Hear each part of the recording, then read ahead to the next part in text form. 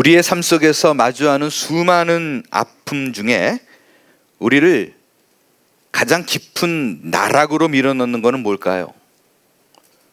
그것은 아마도 누가 뭐라고 해도 사랑하는 사람을 떠나보내는 자의 상실감일 것입니다. 사랑하는 사람을 잃어버렸을 때의 아픔은 그 크기에 비례하여서 우리의 영혼을 깊은 절망으로 잠식합니다. 우리는 지난 금요일 2000년 전에 예수님께서 십자가에 달리셔서 그 처절한 비명 엘리 엘리 라마 사박다니, 나의 하나님 나의 하나님 어찌하여 나를 버리셨나이까 라고 외치며 이 땅을 떠났던 모습을 살펴봤습니다. 그 후 아리마대 사람 요셉이 빌라도에게 예수의 시체를 달라고 합니다. 그리고 그가 예수님을 바위를 파서 만든 새 무덤에 넣어두고 큰 돌을 굴려 무덤 문을 닫아 놓습니다. 이미 이렇게 장례가 끝나고 돌문이 닫혔음에도 불구하고 차마 그 자리를 떠나지 못하고 무덤을 향해 앉아서 깊은 상실감에 빠져 있는 두 여인이 있었다라고 얘기합니다. 그들은 두 명의 마리아, 막달라 마리아와 또 한 명의 마리아였습니다. 그렇게 차마 발걸음을 떼지 못한 채 도대체 예수님을 도저히 이대로 보낼 수 없어서 무덤까지 따라가서 무덤을 향해 앉아서 하염없이 울고 있었습니다. 이들의 뒷모습은 소망이 끊긴 자의 처절한 적막감을 잘 보여주고 있습니다. 그런 절망감 가운데서도요, 이 두 여인은 안식일이 지나자 향품을 준비해서 예수님의 무덤으로 갑니다. 왜냐하면 당시 유대인은 장례 중에 하나의 그 행사로 시신에 향유, 몰약 같은 것을 발랐습니다. 그것은 고인에 대한 존경의 표시고 또 시신이 부패했을 때 냄새를 줄이기 위한 방편이었어요. 근데 예수님의 장례가 매우 급하게 진행이 됐잖아요. 십자가에 달리자마자 그 몇 시간 후면은 안식일이니까 그냥 바로 내려가지고 무덤에 넣거든요. 그래서 안식일이 되기 전에 서둘러 매장을 했기 때문에 이 여인들은 가슴에 그게 걸렸어요. 왜? 충분한 매장의 처리가 제대로 되지 않았다, 장례 절차가 제대로 이루어지지 않았다라고 생각한 거예요. 그래서 마지막 예우를 예수님께 향하기 위해서 무덤으로 갑니다. 이 여인들의 행위는 죽음이라는 그런 돌이킬 수 없는 현실 앞에서 차마 고인에 대한 사랑을 놓지 못하는 처절한 몸부림이자 여전히 그 마음속에 치유되지 않는 그 상실의 고통을 상징합니다. 그런데 성경은 이 절망에 빠진 두 여인이 예수님의 부활을 알리게 되는 제일 첫 번째 증인이 돼요. 제일 먼저 봐요. 이 희망과 가슴 벅찬 부활의 소식에 담겨있는 이 여인을 통해서 나타나는 복음의 소식은 무엇인가? 오늘 두 가지로 한번 살펴보겠습니다. 첫 번째로 열린 무덤의 의미입니다. 요한복음 19장에 보면 부활하신 예수님의 제자들이 모였을 때 느닷없이 문을 다 닫아 걸었는데 등장을 하죠. 그리고 뭐라 그래요? 너희에게 평안이 있을지어다 라고 얘기해요. 그 기적이 왜 놀라운가? 그때 문들의 상태가 어땠다고요? 저는 늘 답을 보여주며 질문을 합니다. 답은 하이라이트가 되어 있어요. 문들이 어떻게 되어 있다고 얘기합니까? 닫혀 있어요. 문이 닫혀 있는데 예수님은 쑥 들어오셨어요. 문 열어준 사람이 없었는데 예수님이 들어왔다고 그래요. 어떻게 그것이 가능한가? 예수님은 부활하신 이후의 몸의 구조가 지금의 현재 우리와 달라요. 그것은 우리가 앞으로 부활 때 입게 되는 그 부활체의 몸이에요. 그거는 지금 현재 물리적으로 보이는 것과 많이 다릅니다. 그리고 예수님은 부활했을 때 얼굴 모습도 달랐기 때문에 제자들이 못 알아봤었고, 또 이런 온 사방이 막혀 있는 것을 그냥 뚫고 들어오셨어요. 쑥 하고 들어왔어요. 여러분, 이 장면을 예수님이 물리적으로 불가능한 것을 행하셨다라는 것을 가정하에 머릿속에 두고 오늘 본문의 내용으로 가보겠습니다. 제가 1절 2절 읽을게요. 새벽에 막달라 마리아와 다른 마리아가 무덤을 보려고 갔더니 큰 지진이 나며 주의 천사가 하늘로부터 내려와 돌을 굴려내고 그 위에 앉았는데 라고 돼 있어요. 자, 여기서 질문 하나 드리겠습니다. 뭔가 이상한 점이 있어요. 어떤 점이에요? 답은 어디에 있다? 하이라이트 된 거에 있다. 어떤 점이 이상해요? 여기서 만약에 주의 천사가 이상한데 여러분 잘 돌봐줘야 될 분이에요. 조금 심각합니다. 자, 주의 천사가 하이라이트 돼 있고 돌을 굴려는 게 하이라이트 돼 있어요. 뭐가 이상해요? 돌을 굴린 게 이상하죠. 돌문이 열려 있대요. 이게 왜 이상해요? 말씀 방금 드렸잖아요. 예수님은 문을 열 필요가 있어요, 없어요? 없어요. 부활하신 예수님은 그 부활체는 더 이상 그런 물리적인 것에 장애를 받지 않아요. 근데 지금 여인들이 무덤에 갔을 때 문이 어떻게 돼 있어요? 열려 있어요. 우리는 열린 문을 보면 이렇게 생각을 해요. 예수님이 열린 문으로 나왔을 거라고 생각을 해요. 근데 사실 실제적으로는 예수님은 문을 열고 나올 필요가 없어요. 만약에 그렇다면 예수님은 문을 열 필요가 없는데 문이 열려 있다면 그 문을 연 거는 누구를 위한 것일까요? 예수님이 아니죠. 방문한 두 여인입니다. 그래서요, 마태복음은요, 오늘 읽은 본문은 여러분이 무심결에 읽었을지 모르지만 다른 복음서와는 다르게 써놨어요. 이 점을 강조하기 위해서. 마태는 돌문이 미리 열려 있었다라고 말하지 않아요. 여인들이 도착했을 때는 돌문이 닫혀 있었어요. 그런데 여인이 도착하자마자 지진이 나면서 주의 천사가 내려와서 문을 열어줬다라고 기록을 합니다. 성경을 다시 보겠어요. 새벽에 막달라 마리아와 다른 마리아가 무덤을 보려고 갔더니 그때 큰 지진이 나며 주의 천사가 하늘로부터 내려와 이때 돌문을 열었다라고 되어 있어요. 어떤 느낌이 들어요? 마치 호텔의 도어맨, 고객이 오면 문을 착 열어놓고 웰컴, 이런 느낌이 들지 않아요? 네, 맞아요, 여러분. 지금 천사들이 그 여인에게 문을 열고 너희들이 들어오라는 거예요. 와서 무덤 안을 확인해 라는 환영의 제스처예요. 여러분, 무덤 문이 열려 있다는 건 무슨 뜻일까요? 하나님이 우리를 그 자리로 초대했다라는 얘기입니다. 보라는 얘기입니다.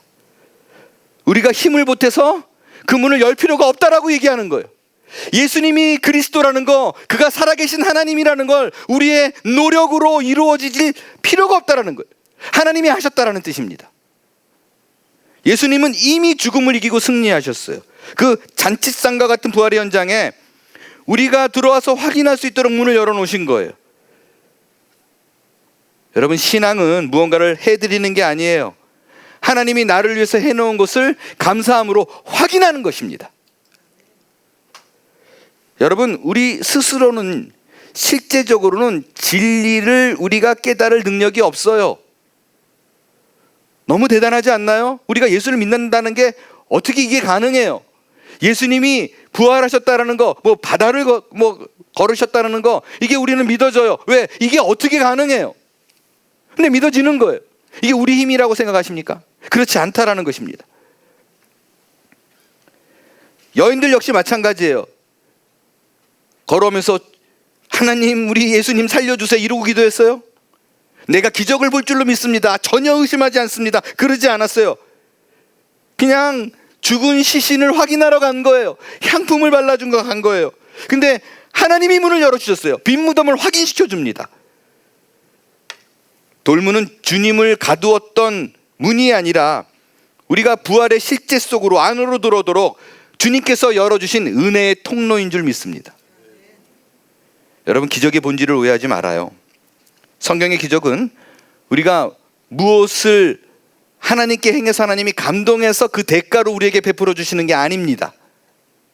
하나님이 우리에게 행하신 일을 우리가 확인하는 거예요. 모세 앞에 홍해가 갈라진 거를 보세요. 인간들이 그 바닷물을 가르는데 보태거나 도움된 게 있나요? 없어요. 하나님이 바다를 갈랐고 누린 건 인간들이었어요. 여인들 앞에 돌이 굴러가는 기적은 분명 하나님이 일하신다는 증거입니다. 하지만 여러분, 하나님이 자신을 인간들에게 뽐내기 위해서 내 능력이 이렇다는 것을 보여주기 위해서 한 게 아니에요. 전능하신 하나님이 내가 하나님이라는 걸 우리에게 증명할 필요가 뭐가 있겠어요? 아니면 말라 그러지. 그런데도 굳이 그 무거운 돌을 굴러내신 이유는 우리의 닫힌 눈을 열어주기 위해서입니다. 우리의 무지함을 깨우고 살아계신 주님을 보게 하시려는 하나님의 세심한 배려, 돌문이 열렸다입니다. 여러분, 부활은 이미 일어났습니다. 그 완성된 그 자리에 인간이 보탠 건 1%도 없어요. 여인들이 향품을 가져왔어요. 얼마나 아름다운 마음이에요. 그 아름다운 마음을 귀하게 여기셔서 예수님이 일어났나요? 그렇지 않아요. 아름다운 마음은 아름다운 마음이지만 그게 부활에 도움을 준 건 아니에요. 오직 문이 열린 건 하나님께서 우리의 인간을 구원하러 왔다라는 증거를 보여주시기 위한 오직 은혜입니다. 그래서 믿음은 문을 여는 능력이 아니라 눈이 열리는 은혜예요. 그런데도 자꾸 우리는 이렇게 생각해요. 내가 하나님께 뭐를 자꾸 해야만 하나님이 우리를 사랑하실 거야. 그래야 돌문이 열릴 거야. 막혀있는 내 길이 열려질 거야. 내가 정성을 다하지 않으면 하나님이 나를 외면할 거야. 아니에요. 복음이 아닌 것입니다. 돌문은 그들이 어떤 행동을 했는가과 상관없이 천사가 내려와서 열어줬어요. 그것이 부활입니다. 그 정반대의 사실을 왜곡하지 마세요. 하나님이 모든 일을 끝냈고 그 두꺼운 돌문을 직접 열었습니다. 그래서 돌이 굴러간 건 무덤의 입구를 예수님이 퇴로를 열어준 것이 아니라 우리의 어두운 영혼을 깨트린 사건이에요. 모두가 이 시간 부활절을 기해서 열려있는 문을 통해 주님의 부활을 목도할 수 있는 모두가 될 수 있게 되길 바랍니다. 이어 살펴보는 건 부활한 주님을 만날 때 일어나는 회복입니다. 여러분, 고난이 우리의 영혼에 남기는 가장 무서운 거, 고통을 통과한 순간에, 상실의 아픔을 겪은 순간에 남는 거, 사랑하는 자를 잃었을 때 우리에게 남는 거, 디프레션이에요. 짙은 우울감입니다. 이것은 단순히 좀 슬픈 상태를 의미하지 않아요. 그 고통과 싸우느라 내면의 에너지를 다 써버린 거예요. 영적 번아웃 상태를 의미합니다. 이 늪에 빠지면 아침에 눈 뜨는 것도 힘들어요. 한 걸음 내딛는 것조차 천근만근입니다. 그런데 부활하신 주님을 만난 여인들에게 어떤 일이 일어나나요? 주님을 만나니까 천근만근 무너졌던 여인이 어떻게 반응하는가? 무덤을 빨리 떠나 기쁨으로 다름질했다라고 얘기해요. 겨우 걷던 인생이 달리기 시작한 거예요. 여러분이 폭발적인 에너지가 도대체 어디서 온 걸까요? 이건 단순한 기분 전환이 아니에요. 부활의 주님이 주신 새로운 사명, 생명원의 에너지인 거예요. 내가 왜 살아야 되는 이유가 분명히 드러난 것입니다. 우리가 이 사실이 명확해질 때, 내가 이 땅에 거하는 이유가 분명해질 때, 인간은 비로소 주저앉아 있는 자리에서 일어날 동력을 얻습니다. 우울, 내 힘으로 절대 이길 수 없어요. 부활의 생명이 내 안에 차오르면 그 어둠은 주님의 빛 안에서 자연스럽게 물러갑니다. 여러분, 이 상실감은 우리 마음에 불안과 두려움이라는 깊은 흉터를 남겨요. 이 트라우마는 우리 안에 괜찮은 줄 알았는데 어느 순간 불쑥불쑥 일어나는 내 안에 자리 잡은 괴물 같아요. 기적적인 소식, 반가운 소식, 누가 뭐라 그래도 내 인생에 가장 기쁜 소식이 들어와도 잠깐 기뻐요. 그리고 두려워요. 어떤 두려움이 와요? 이 일이 또 벌어질까 봐 두려운 거예요. 내가 무언가를 다시 잃게 될 것 같은 그런 트라우마의 두려움이 그들의 인생을 덮어쌉니다. 이것이 타락한 인성이 가진 우리 인간의 한계예요. 이 여인들은 예수님의 부활의 소식을 듣고 너무나 기뻐합니다. 그런데 예수님의 부활이란 놀라운 기쁨의 소식을 들었음에도 불구하고 이미 예수님의 죽음을 경험했어요. 살아났지만 여전히 불안해요. 마냥 기뻐하지 않아요. 그래서 성경은 뭐라 그래요? 기쁨과 함께 무서움이 따라온다라고 얘기해요. 마냥 기뻐하지 않아요. 두려움이 있는 거예요.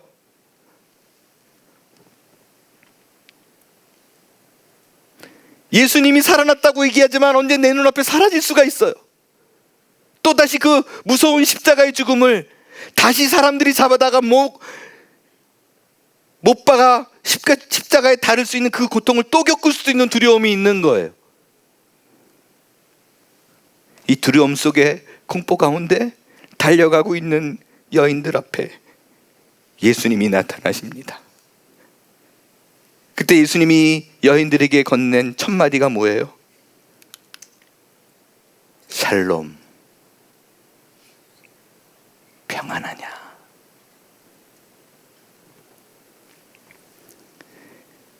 너희가 평안하냐?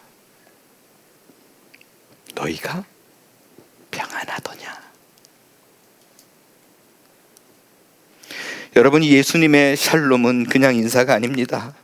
깨어지고 상처 입은 우리의 마음을 그 창조 본연의 아름다운 모습으로 고쳐주시는 근원적인 회복이에요. 재창조의 선언입니다. 예수님이 제자들에게 이렇게 얘기합니다. 평안을 너에게 끼치노니 곧 나의 평안을 너희에게 주노라. 내가 너희에게 주는 것은 세상이 주는 것과 같지 아니하니라. 너희는 마음에 근심하지도 말고 두려워하지도 마라. 여러분, 세상이 주는 안도감은 상황이 바뀌면 신기루처럼 사라져요. 그러나 주님이 주시는 평안은 우리 존재의 깊은 곳을, 영적인 부분을 터치하시는 평강입니다. 이 샬롬의 메시지가 내면에 임할 때 우리를 끈질기게 괴롭혔던 그 트라우마라는 괴물이 물러가게 될 것입니다. 마지막으로 우리가 기억해야 될 사실이 있어요. 흔히 고난을 겪으면 이런 표현들을 해요. 맷집이 강해진다. 솔직히 말해볼까요? 상처가 많아지니까 맷집이 세지나요? 이젠 아픈 게 웃을 수 있나요? 아니에요. 오히려 영혼은 더 예민해지고 유리처럼 깨지기 쉬운 상태가 됩니다. 고난 자체는 절대 우리를 강하게 만들지 못합니다. 고난은 오히려 우리의 무능력을 폭로할 뿐이에요. 진정한 영적 단련의 본질은 내가 강한 정신력을 갖는 것이 아닙니다. 내 연약함을 인정하고 부활하신 주님을 온전히 만날 때 이루어집니다. 고난 속에서 우리가 맞이하는 것은, 우리가 해야 될 일은 독한 마음이 아니에요. 죽음을 이기시고 지금 내게 내미는 그 주님의 손을 잡는 것입니다.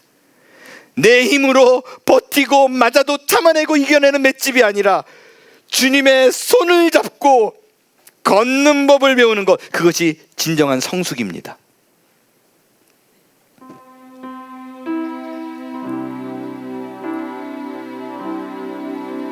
말씀을 마칠 거예요.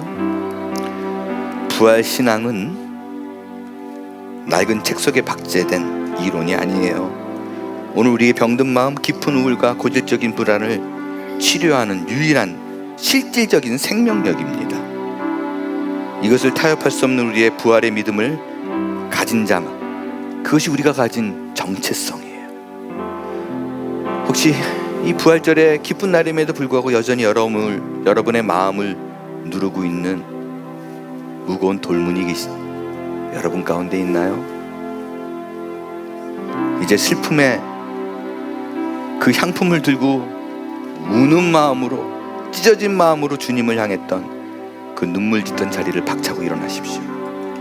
주님은 이미 살아나셨고 여러분의 삶 한복판에서 평안하냐? 라고 물으십니다. 이 부활의 음성 앞에 여러분의 모든 우울과 불안이 물러가고 정금보다 귀한 부활의 기쁨을 회복되는 소망의 날이 이 시간에 시작되기를 바랍니다. 일어나 찬양하겠습니다.